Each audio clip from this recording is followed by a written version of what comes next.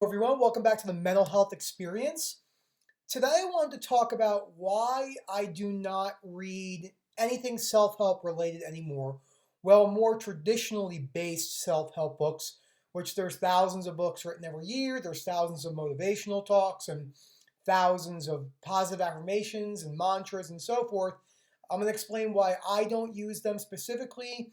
Not that I don't think they can be helpful in certain situations, but I think that they're probably way more overpriced where the actual change is required to actually change your life. So, what is self help?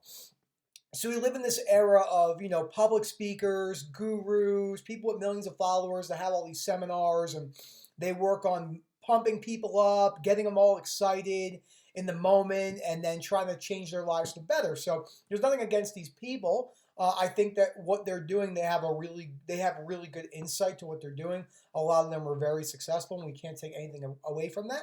But in my opinion, I don't think the actual change comes from the self-help material in a sense, and I'll explain that. So, books about how to, change your life and all these different things. So, before I go on, I did want to talk about that. I do think self-help stuff has its place. I mean, I read it for years, but I don't think that when you look at life as a whole, self-help for the majority of it is based on conditional, and you're always I see so many people in different podcasts I used to listen to, some of the biggest entrepreneurs out there that put out a lot of self-help stuff. I'm not going to name who they are. And if you're not very unconditionally accepted, and I always talk about this, there's nothing wrong with having passion. Most people have passion, but they also put their entire self-worth on their works. And this is really, really, really problematic. And, oh, if I don't wake up at 5 in the morning, I'm not doing enough. Oh, I listen to these very, very popular podcasts for an association that I'm in, and they're very black and white, and they're very, very irrationally based. When you break down everything they're saying and everything they're doing is based off conditional, and it always is based off conditional, and it's never about accepting yourself or life or the situation. It's almost you always must be X in order to reach Y. So that's a really, really big problem. The other problem with self help is that it's, for the most part, surface level. A lot of it is being aware of what you're doing, but it doesn't talk about how to actually change it.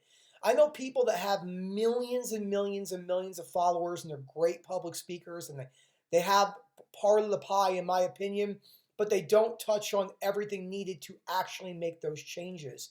Because being mindful, aka observing your situation, is more than likely not enough to continually change your behavioral patterns. So this is a big problem with self-help. It's very surface level, and once you start looking into people that are working in unconditional self other life acceptance, moving towards uncertainty, as humans we are highly obsessed, especially in the business world, with certainty. People think that if they do everything right that they're guaranteed success, and that's not true. Nothing is certain by any means. So you can only do what you think is right, and if things don't work out, you don't have to like it and you can be frustrated, but most people are so anxious and get so down on themselves because they attach their whole entire self-worth to their business or these other materialistic things. So who do I follow or what do I read? So if you don't know who he is, I've talked about him quite a lot. His name is Dr. Albert Ellis. He is the creator of CBT, cognitive behavioral therapy, which is the number one psychotherapy approach to all. It's the gold standard for all mental health disorders. Literally the gold standard with thousands of peer-reviewed articles. He actually is now looked at as the most influential person in psychology, I believe, over Sigmund Freud. So that's gigantic. The Freudian way of thinking, which is looking into your past and understanding your past, is no longer the way to recover from mental health disorders. It's not that your past is not important, it is important to a certain extent, but most people think their trauma is causing their distress right now, emotional distress, and that is just not true by the literature and what we see in anecdotes. Your belief about the situation now is the main driver of your misery.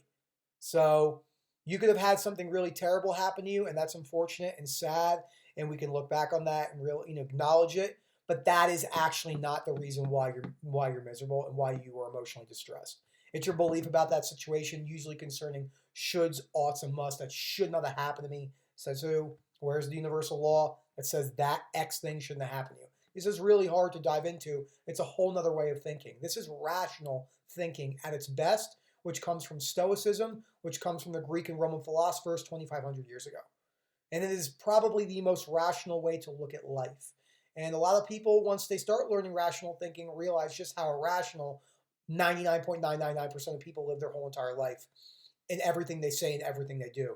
Working in shoulds and musts and having only conditional this, I must get shredded in order to be happy, and all these other problematic areas that don't really lead you down the road to success and changing your emotional outlook.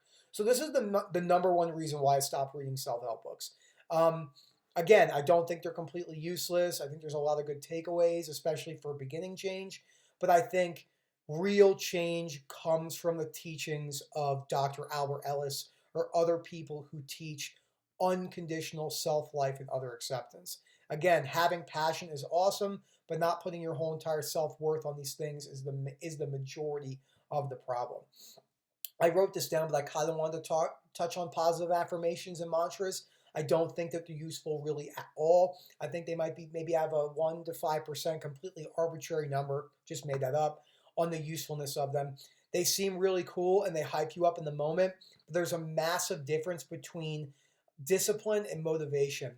People get motivation to do things every single day. Motivation is very, very temporary and usually goes away. In order to make long lasting change, this isn't to say you're not going to have ups and downs and setbacks and relapses on the way to wherever your goal is. It comes down to you need to go deeper than that. So just saying that stuff, like I saw a post the other day from a very, very, very famous, well-known public speaker, probably in the top 5 public speakers and guru worth $500 million. Everyone's born to do something great with a cigar in his mouth. Yeah, that sounds really cool and that's motivating to hear, but not everyone is born to do something great. Actually, most people are not. 99%. More than that. 99.9% of people will not do anything substantially great in their life to change the world as a whole. And there's nothing wrong with that. People live mediocre lives and less than mediocre lives, because remember, people forget in the United States of America that there's a billion people who don't have access to electricity and a billion people that don't have access to clean water.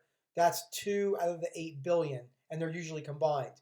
Those people live below mediocre lives when you look at, quality of life where it comes to like a burden of income and stuff like that. I'm not saying their mindset, because that's a whole other talk, but most people live mediocre lives, and society has taught you that that's not okay. That in itself is not healthy. It's a very unhealthy mindset. So you can accept your position of where you are. There is a massive difference between agreement and acceptance. I have learned that extensively through the teachings of Dr. Albert Ellis and other people like Claire Weeks, who is the pioneer of anxiety research, self-help for your nerves, and so forth. You don't have to agree. You don't have to like your situation, and you can do what it takes that you think has been shown to change, but you're not guaranteed change. That's another big thing that's hard to accept. You're not guaranteed change. So in order to get to a certain place, you have to try what you think are the principles in order to get there, and then accept if things don't go your way. But the problem is people don't accept things because they put everything on the conditional aspect. Again, a very materialistic way to look at it is I can't be happy unless I live in a 5,000 square foot home. Where's the evidence to prove that? That doesn't make any sense. This is why I'm very adamant about, talking about that deservingness and fairness are not real, because everyone has a subjective opinion of what's fair and what's deservingness. We just have laws in place that we use to put people that we think are dangerous to society, and there's plenty of people that commit crimes that don't get caught. So that would mean automatically that deservingness and fairness are not real. because those people would always be caught 100% of the time. So we just make up these conditions in our mind, and they've been basically conditioned throughout our life to make us all think highly irrational. And when we go back and we read stuff like Stoicism or the works of Dr. Albert Ellis, you just realize how you are truly creating your emotional distress. And it is a hard thing to go through, and it's almost like learning a new language. So again, self-help can have some great benefits. I think that there's some great keys and cool takeaways, but I think that the actual changes required come from the long-term discipline through cognitive and behavioral changes. And that's something that most people are not willing to do. The reason why most people aren't willing to, or maybe not willing, but most people don't sustain change is they don't have the right tools. They're looking in areas where things seem like the way to go, but the work required is much harder than they want it to be. And then we can go down a different rabbit hole, trickling effect, of talking about how dangerous it is when we live in a society of instant gratification and no patience. So like a little exercise I do is I only use social media 30 minutes a day. That's not easy for me. Could be easy for you. It's really hard for me. I can be very addicted to social media. So I only use it when I'm sitting at my computer, and I time myself for 30 minutes, just like I would with anything else that has you wouldn't just carry a keg around you with all day long and drink all day long, but you have your phone on you all day long. And all the research on all that with dopamine response and the slot machine effect and attention engineers and all that. So it can be problematic. So this is why those cognitive changes and behavioral changes are what really get underneath it, with unconditional self-life, other acceptance, with moving towards uncertainty. Because as a society, we're completely way too obsessed with certainty, and we're way too obsessed with comfort. So I hope you guys enjoyed this video. Thank you so much for watching. Have a great day.